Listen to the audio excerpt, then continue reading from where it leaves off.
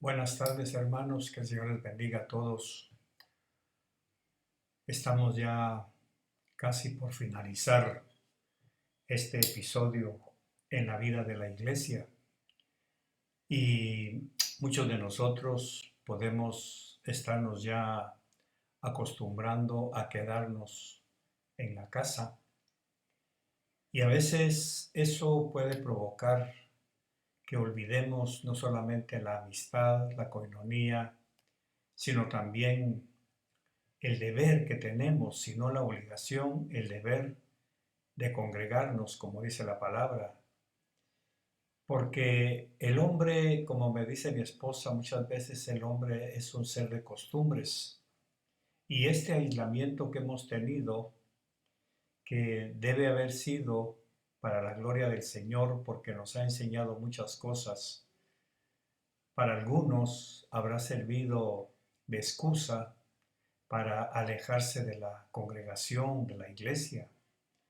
Sin embargo, yo creo que para muchos otros, y quiero creer que sea para la totalidad, para muchos otros ha sido un despertar de que nos haga falta estar en la iglesia.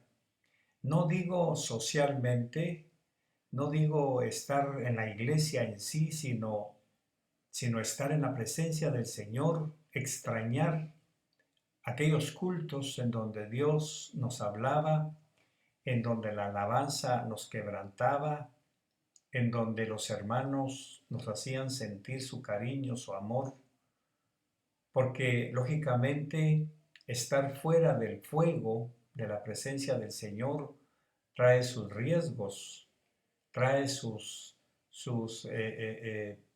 puede crear ciertos problemas, porque como así como nos acostumbramos a estar en la iglesia per se, sin ir a buscar al Señor, sino como un lugar de reunión, como un lugar de rito, aún dentro de la iglesia nos podemos ir acostumbrando a la presencia de Dios de tal manera que con el tiempo podemos empezar a perder el gozo, la alegría, la unción, el deseo por cosas nuevas de parte de Dios, aún allá dentro de la iglesia.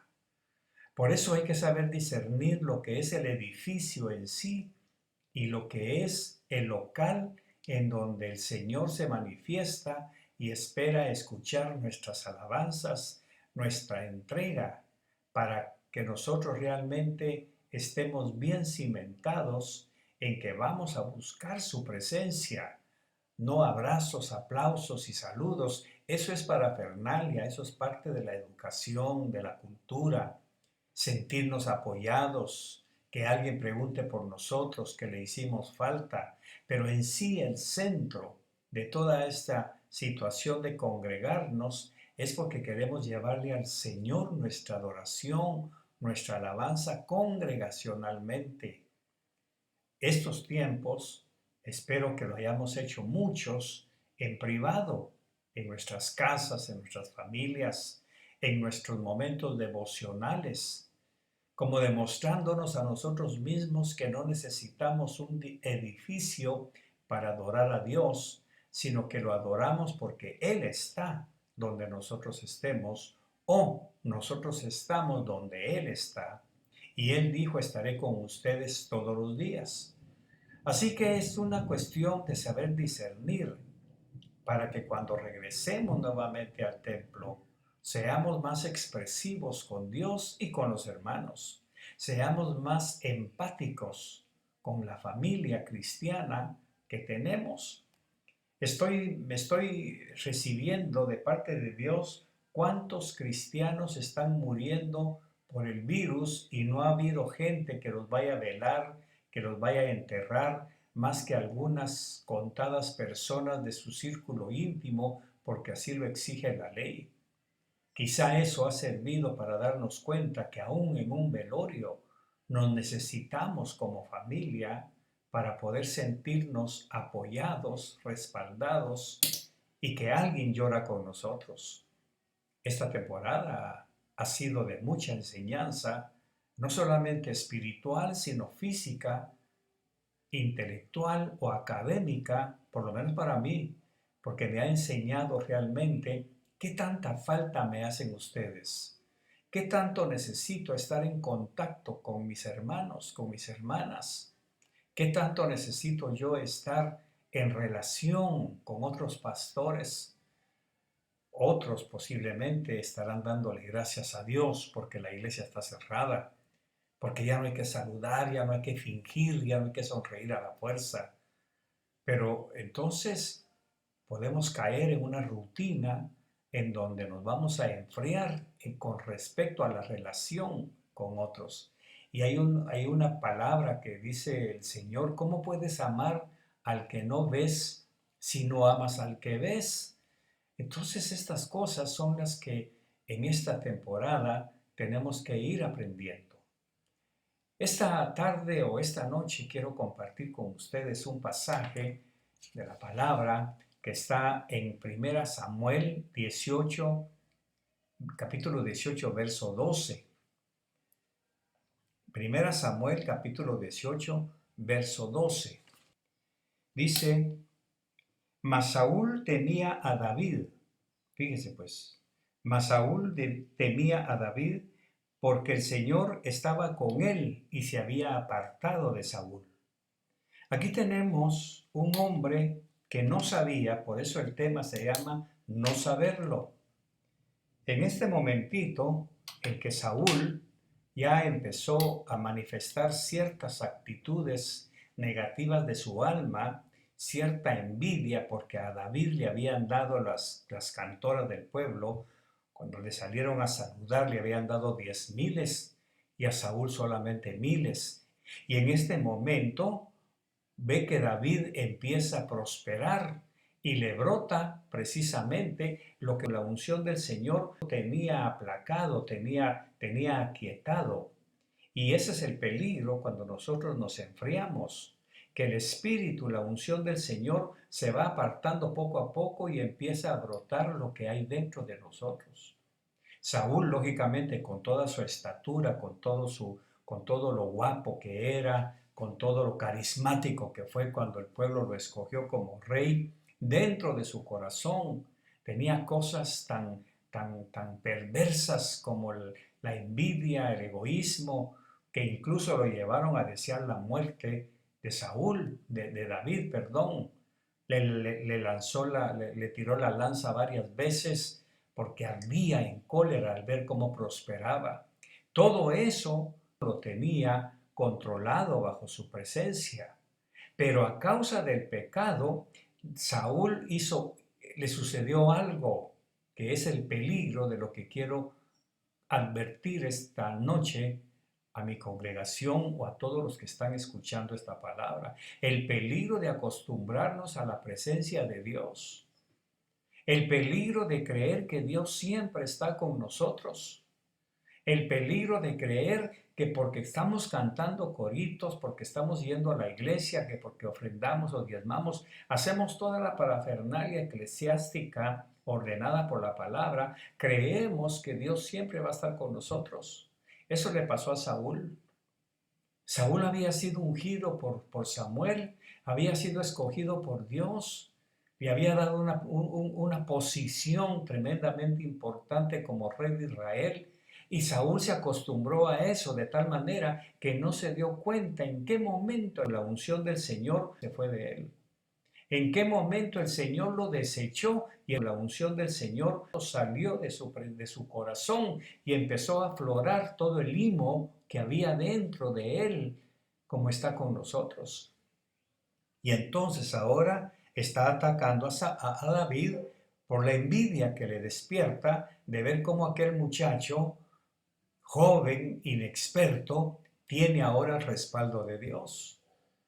¿Dónde está el peligro en que Saúl se acostumbró a creer que Dios siempre estaba con él? Ese es el peligro que muchas veces nosotros, sin darnos cuenta, podemos estar cayendo cuando vamos a la iglesia y la tomamos como rutina, la tomamos como un rito, como algo que hay que hacer. Y entonces, sin darnos cuenta, a muchos o en muchos de nosotros, es posible que el Señor ya no esté presente, ya no tenemos su respaldo, ya no tenemos su ayuda, las cosas están sucediendo porque sí, por bendición de otros. ¿Por qué Saúl seguía siendo rey aún sin la presencia de Dios? Porque el Señor respeta su palabra, el Señor cumple sus propósitos. Y todo esto se está volviendo como una escuela para David, para sacar de David lo que el Señor esperaba que saliera. Al irse el Espíritu Santo del corazón de Saúl, del interior de Saúl y caer sobre David, lógicamente aquí tenemos dos esquemas. En Saúl empezó a aflorar lo negativo, la carne, la envidia, la intriga. Y en David empezó a aflorar la compasión, la paciencia, la sabiduría. Aquel general que le dijo en una ocasión, mira, ahí está Saúl, mátalo. Y David dijo, no puedo tocar al ungido del Señor. Y ese ungido lo estaba persiguiendo. Pero ¿por qué David respondió ante esa situación de esa forma tan noble? Porque la unción del Señor ahora está sobre David. Nos damos cuenta que a veces, incluso con la llenura de la unción del Señor, David pecó con Betsabé, mató a Urías, tramó orquestó una situación tan fea para tratar de deshacerse de Urías, que involucró incluso a sus oficiales que lo pusieran al frente. Aún así, Dios no se apartó de David porque se arrepintió.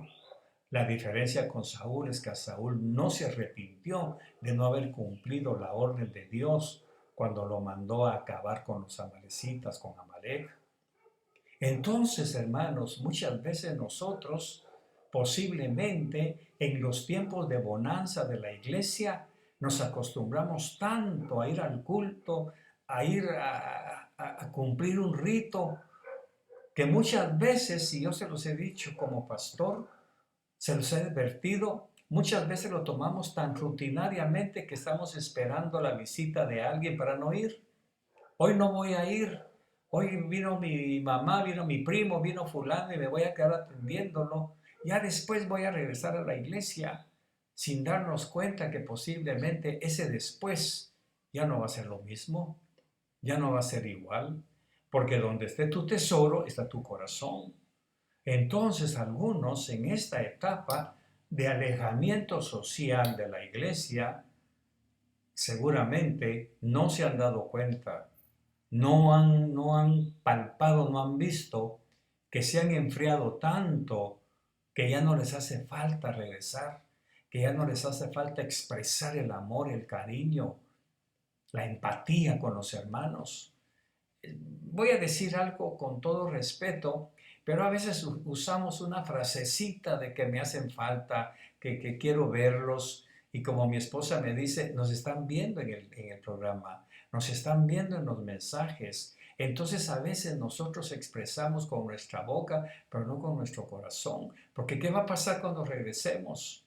Algunos, lamentablemente, van a regresar nuevamente como un cascarón vacío, creyendo que Dios está con ellos. Dios ya se apartó, no porque Dios los haya dejado, sino porque muchos han dejado a Dios. Se han vuelto a los rudimentos del mundo, se acomodaron tanto a estar en casa, a estar fuera de la iglesia, a la iglesia como tal, que ya no tienen hambre ni sed de regresar a las reuniones, y que muy pronto en el nombre de Jesús vamos a volver a tener. La pregunta es, ¿cuántos irán a regresar con el fuego encendido? ¿Y cuántos irán a regresar con puras brasas, con pura ceniza? No darnos cuenta de que ya no tenemos la presencia de Dios no es ahorita. Eso empezó paulatinamente en los tiempos de bonanza, en los tiempos en los cuales no había sucedido nada, cuando podíamos ir 3 veces por semana y usted iba solamente una vez a la semana. Usted empezó a dar muestras de que sus prioridades no eran ir a adorar a Dios, talentos que pudo haber puesto a los pies del Señor, privilegios que pudo haber disfrutado sirviendo al Señor, dando palabra, sirviendo, atendiendo a la gente de la iglesia. Ahora resulta, me hacen falta. Ahora resulta que quiero regresar a la iglesia. ¿A qué?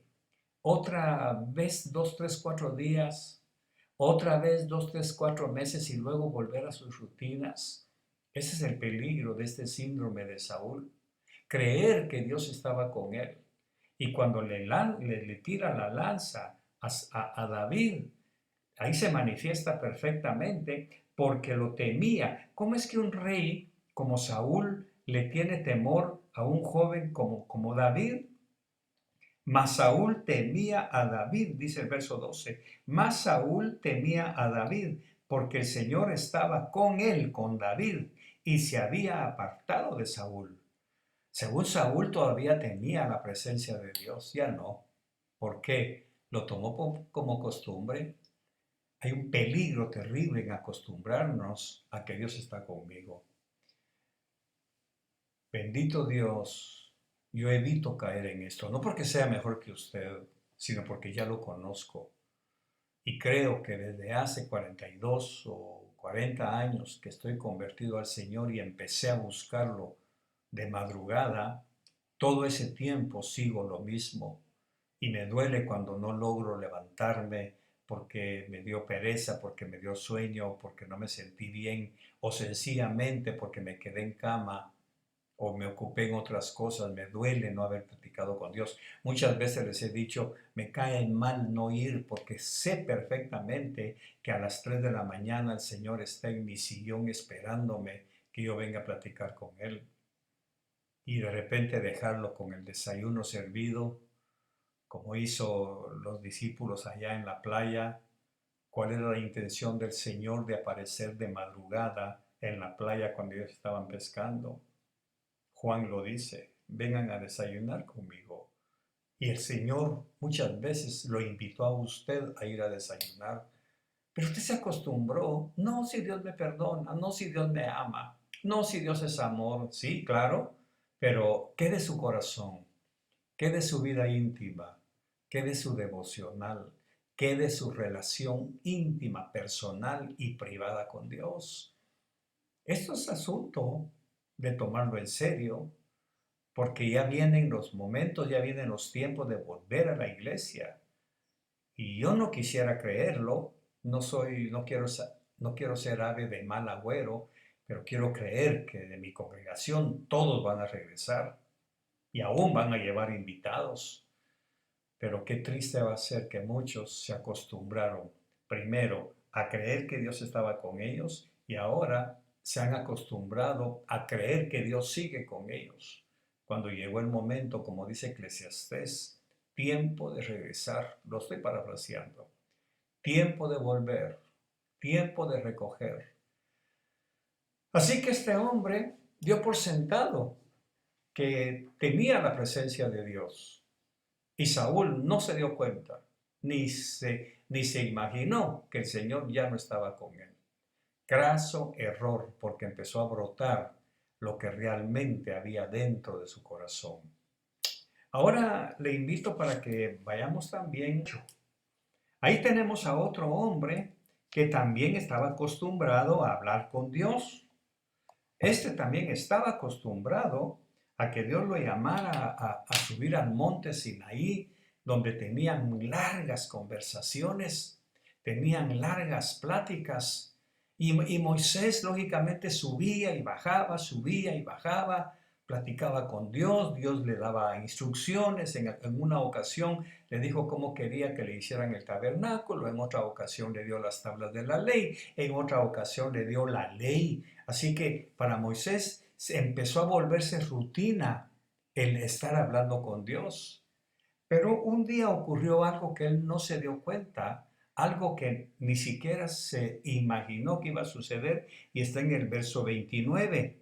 Y dice, y aconteció que cuando Moisés descendía del monte Sinaí con las 2 tablas del testimonio en su mano, al descender del monte, Moisés no sabía, otra vez la palabra no sabía, que la piel de su rostro resplandecía por haber hablado con Dios.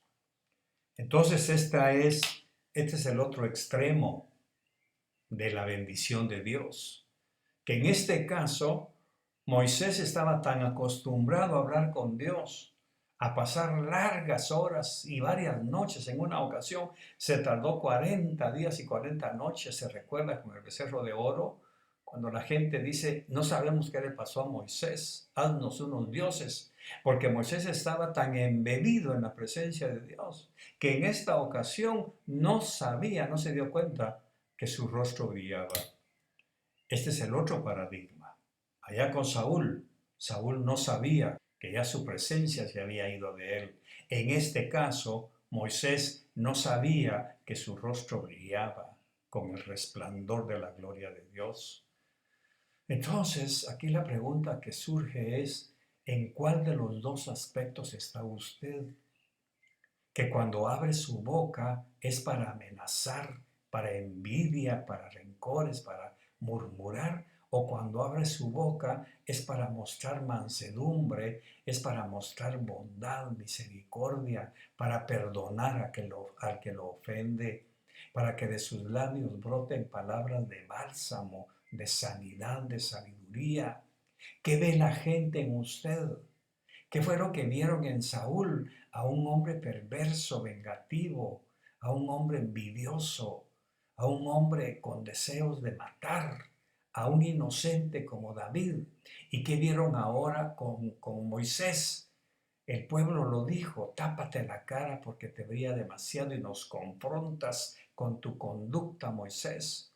Tápate el rostro porque brillas tanto que nos muestras nuestras miserias con tu sola mirada. Cúbrete el rostro, Moisés, porque no toleramos ese reflejo en donde se nota perfectamente que estás reflejando la gloria de Jehová. ¿En cuál de los dos parámetros está usted y en cuáles estoy yo? La otra pregunta, ¿en cuáles quiere estar? Si quiere estar en el primer paradigma como Saúl o anhela estar como el segundo ejemplo de Moisés. Y como tercer ejemplo, tenemos allá en la historia del camino de Jesús, cuando la gente está reunida y les ha agarrado la noche, tienen hambre, no han comido durante 3 días, y los apóstoles le dicen a Jesús, dile a la gente que se vaya. Supuestamente estaban en un lugar desierto, pero no era un desierto en sí, sino que eran gente que eran de Galilea, porque están cerca de esa ciudad, pero eso quiere decir que estaba cerca de la ciudad, estaba como unos 15, 20 kilómetros de donde ellos estaban reunidos. Así que los discípulos le dicen, dile a la gente que vayan a buscar dónde comprar comida. Pero Jesús dijo algo, denle ustedes de comer. Y no tenemos, y lo que tenemos no nos alcanza, toda la historia que usted ya conoce. Pero de quien se esperaba menos, el que tenía algo que no sabía, por eso nuevamente el mensaje se llama no saberlo. De repente aparece un niño con 5 panes y 3 peces. Este niño no sabía lo que tenía. Él solamente vio que tenía su comida que tal vez su mamá o su abuelita le había puesto mientras iban a esa reunión con Jesús. Tal vez este niño tenía su comida guardada cerca de sus padres. Este niño no sabía la gran bendición que tenía en sus manos. Y uno de los discípulos lo encuentra y el niño pregunta, ¿necesitan algo ustedes? ¿Necesitan algo que yo pueda hacer? Estoy parafraseando. Y agarran al niño y lo llevan delante de Jesús. No tenemos que dar. El dinero que tenemos no nos alcanza. Pero aquí hay un niño que tiene comida. Hay un niño que tiene peces y panes. ¿Será algo especial esto para darle a tanta gente Jesús? Y usted conoce la historia. No voy a hablar del milagro. Voy a hablar del canal que Dios usó y que no sabía que tenía algo que dar. La pregunta, después de 2000 años, ¿quién sería este niño? ¿Cómo llegaría a ser su vida más adelante?